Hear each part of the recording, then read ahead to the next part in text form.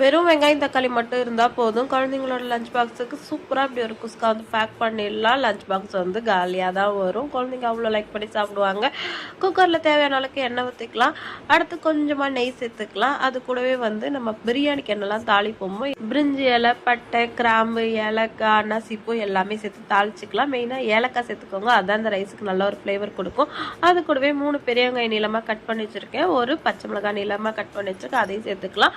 அது கூடவே ஒரு ஸ்பூன் இஞ்சி பூண்டு பேஸ்ட்டும் சேர்த்து நல்லா வதக்கிக்கலாம். இஞ்சி பூண்டு பேஸ்ட் பச்சை வாசனை போக வதங்கின பிறகு நான் ஒரு 3 தக்காளியை வந்து பேஸ்ட்டாக அரைச்சி வச்சுருக்கேன். அதையும் இது கூடவே சேர்த்து நல்லா கலந்து விட்டுடலாம்.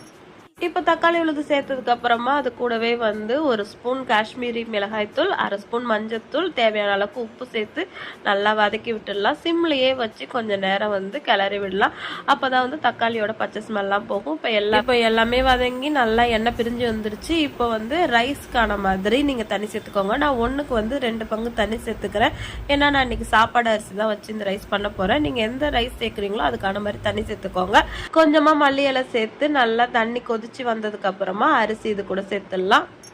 இப்போ அரிசியை இது கூட சேர்த்ததுக்கு அப்புறமா குக்கரை மூடி போட்டு மூடி ஒரு 4-5 விசில் வச்சு இறக்குனா சும்மா கமன்னு வீடே மணக்கிற மாதிரி குஸ்கா வந்து ரெடி ஆயிடுச்சு.